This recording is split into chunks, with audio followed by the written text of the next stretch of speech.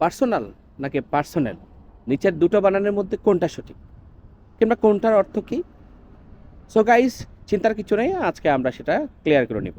দুটার অর্থ কিন্তু ভিন্ন আছে এবং উচ্চারণও ভিন্ন। একটা হচ্ছে পার্সোনাল, ব্যক্তিগত, একটা হচ্ছে পার্সোনাল মানে কর্মীবৃন্দ। অ্যাকসেপ্ট, গ্রহণ করা। আর এই অ্যাকসেপ্ট মানে হচ্ছে ব্যতীত বা ছাড়া। এটা হচ্ছে লুজ মানে হারানো। আর এই বানানটা হচ্ছে লুজ মানে ঢিলা।